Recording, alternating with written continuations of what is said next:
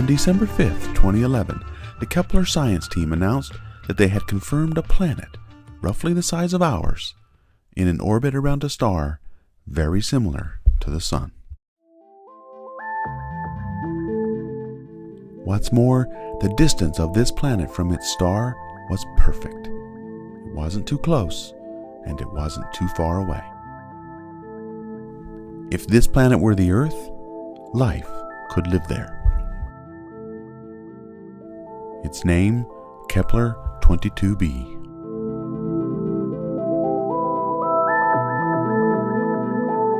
The parent star, Kepler 22, is very similar to our Sun. Classified as a Sun-like G-type star, it is very dim as seen from Earth, and measurements of dips in light as the planet passes in front are very difficult to make. Nevertheless, the Kepler Space Telescope first noticed this star as having a planet that is possibly like Earth almost immediately. A mere 3 days after being declared operationally ready, Kepler took notice that something was interesting in orbit around this small, dim, sun-like star located 600 light-years away. Follow-up observations on the ground and from the Spitzer Space Telescope confirmed the planet's existence. Kepler 22b, the first Earth-sized planet found by Kepler in a habitable zone around another star, has been confirmed.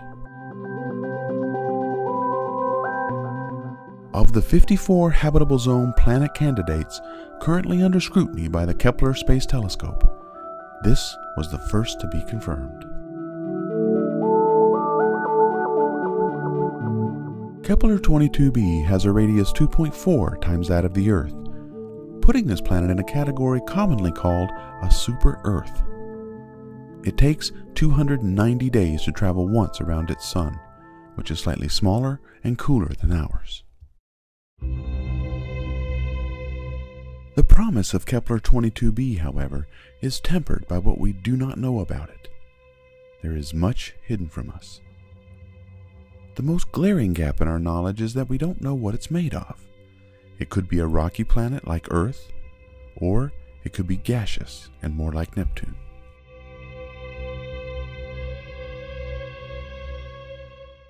It may even be covered entirely of water, an ocean planet with an altogether new set of possibilities for life. What we do know is that while Kepler 22 is Earth-like, it is hardly our twin. At 2.4 times the radius of the Earth, if it is rocky and very dense, then life could be very hard here. We also don't know if it even contains an atmosphere. And if it does have an atmosphere, how much heat does it trap? If it traps too much, then Kepler 22b could be more like Venus, a planet known to be very inhospitable to life. If it's a Neptune-like planet, made primarily of gas, then the chances for life, at least as we know it to be, are impossible. Living here, any life would take on a completely unexpected form. The chances for finding out the answers to many of these questions about Kepler 22b, while possible, are somewhat remote with our current levels of technology. For example, using radial velocity measurements, a spectral technique that allows us to find out chemical compositions of stars, planets, and their atmospheres, in addition to the planet itself by measuring the wobble of the star as the planet circles it, is not feasible for a star so far away with such a small planet in orbit around it.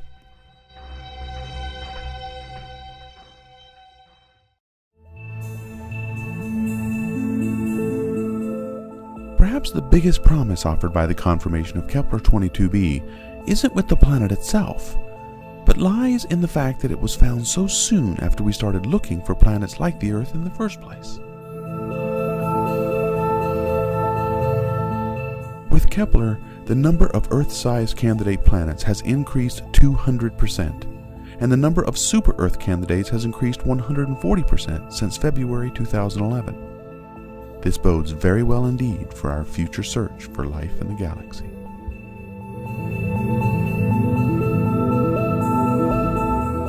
The discovery of Kepler 22b as an Earth-like planet in a habitable zone is encouraging, but that by itself offers limited hope in our search for life elsewhere in our galaxy. So far, all that we know is that Kepler 22b is a smallish planet in orbit around a star like our Sun, at a distance that is very promising. This planet may be rocky like the Earth, or it may be gaseous like Neptune. But for us to know the true promise of Kepler 22b, we need to keep looking. Keep collecting information with as many instruments as we can bring to bear. Because it's what we don't know about Kepler 22b that offers us the most promise.